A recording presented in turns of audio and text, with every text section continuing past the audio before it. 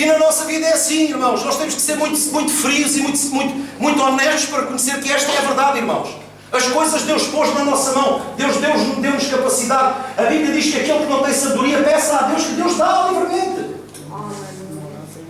E depois repare, depois diz: o coração do sábio se inclina para o lado bom, mas o coração do estúpido para o lado mau. Ou seja, o coração do sábio se inclina para o lado direito, mas o do estúpido se inclina para o lado esquerdo. Pastor, como é que você sabe que o lado direito é o lado bom? O sábio não se inclina para o lado mau. Então o que é que nós precisamos? Sabedoria. Sabedoria. Mas eu vou-vos dizer o que é que mais mexeu comigo. Diz assim depois: quando o tolo vai pelo caminho, falta-lhe o entendimento. E assim a todos mostra que é estulto. E é verdade ou não é verdade? A gente sabe. A gente discerne nisso. Mas repare, por nós discernirmos o mau caminho dos outros, como foi falado aqui esta manhã, muito menos no que diz respeito a irmãos, nós não fomos chamados para criticar, para condenar, nem para acusar ninguém. A Bíblia diz que cada um dará conta de si mesmo. Eu, quando for chamado à presença de Deus, Deus não diz assim: então e a Saldina? Então e o Amândio? Então e a Fernanda? Então e a Celeste? Diz-me lá, dá-me lá o relatório dos que estavam contigo. Ó Senhor, mas há uma coisa que acontece: tu disseste que eu tinha que dar contas, era de mim. Então porquê é que nós às vezes nos preocupamos com a vida tanto quanto a vida dos outros e enquanto nos devíamos preocupar mais com a nossa? Porque eu vou dar contas é da minha vida, não vou dar contas da sua vida. Então a Bíblia nos ensina que cada um dará contas de si mesmo a Deus, irmão. Deixe de julgar, deixe de criticar, você não ganha nada com isso. Depois diz assim: levantando-se contra ti a indignação do governador, não deixes o teu lugar, porque o ânimo sereno acalma grandes ofensas. Acalma grandes ofensores. E é verdade, irmão. Nós às vezes perdemos a estribeira por tudo e por nada. E quando perdemos a estribeira, por mais razão que tenhamos, perdemos-la. Se nós agirmos com serenidade, a nossa sabedoria é manifesta e a outra pessoa fica exposta.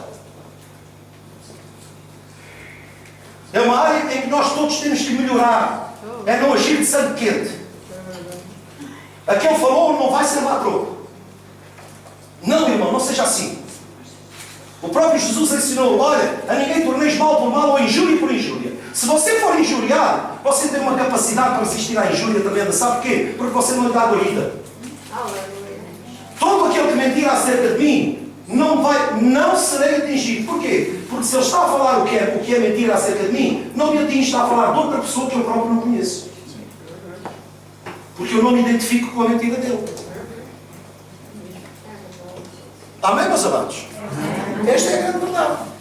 E então diz o quê? Que nós ganhamos através da nossa paciência. Nós temos que ter pacientes. Sabe uma coisa? Eu olho para esta escritura e vejo que a impaciência também é uma mosca que causa mau cheiro na nossa vida.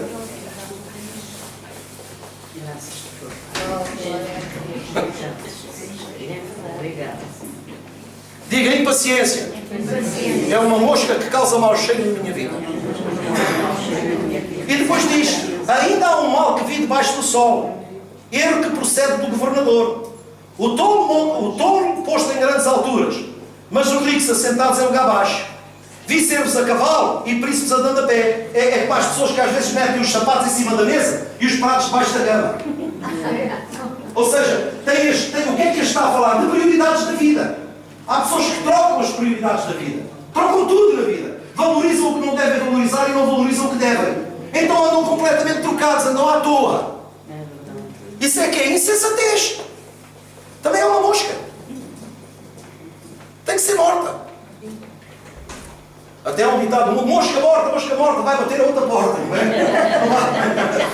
Isto agora foi só para ligar que vocês vão pagar. Pastor, dura esse discurso, caramba, está na hora do almoço. Não. Vamos terminar a escritura assim. Quem abre uma cova, olha aqui, é interessante, é isto. Há um ditado no mundo que diz assim: quem tua cama fizer, mas será que é obrigado a deitar-se na cama que faz? Imagina as arrumadeiras. Veja quantas camas elas têm. Fazem-nas todas. Deitam-se em qual? É que a Bíblia não é para ser levada ao pé da letra, irmãos. A Bíblia não é para ser levada ao pé da letra. Então cada cama que eu fizer tem que deitar nela. Não, irmão. estamos sujeitos às coisas, mas nós temos que ser cuidadosos.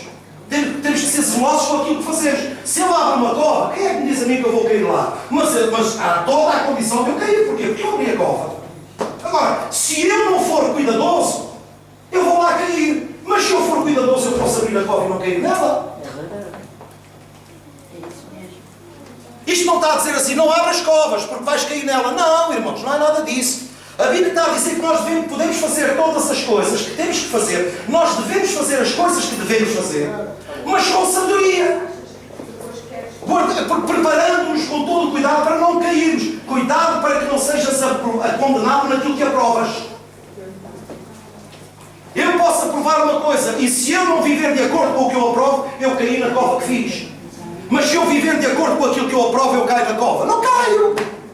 Então o que é que a Bíblia nos está aqui a mostrar? Que nós necessitamos na nossa vida é sabedoria divina. Sabedoria divina. Depois diz quem abre uma cova, nela cairá. Quem rompe um muro, morder-lhe-á uma cobra. Quem arranca pedra, será maltratado por elas. E o que racha lenha, expõe-se ao perigo. Irmãos, nós estamos expostos à morte o dia inteiro. Mas sabendo que estamos expostos à morte o dia inteiro, o que é que nós temos que conservar em nós? A vida de Deus. Porque só a vida de Deus é que consegue vencer a morte.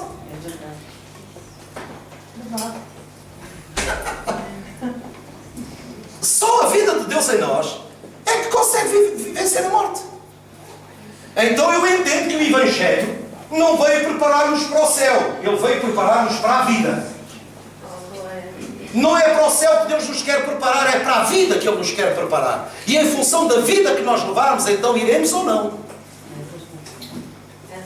E então depois diz assim, se o ferro está embotado, vocês sabem o que é embotado, não sabem? Eu sei. Não sabem, vou explicar. O ferro embotado é um ferro que não está afiado. Vocês, na altura em que começam as primeiras chuvas, não se ouve aquilo. Anda ali com a gaita, a buzinar na rua, e tal, levanta-se, olha, é um fumineiro que anda. Lá em Lisboa chamava-se fumineiro. É o amulador. Mas lá em Lisboa era o fumineiro.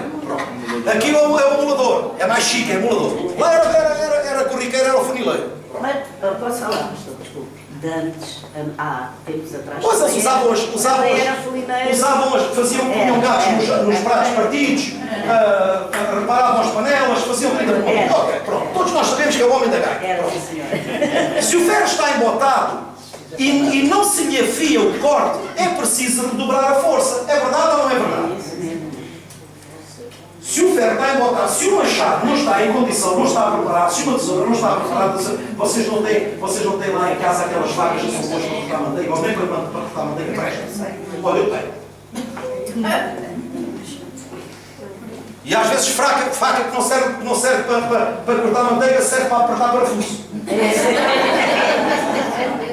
Principalmente os óculos, aquelas. Okay. Mas isso são outras histórias que a gente aprende com uma raiva.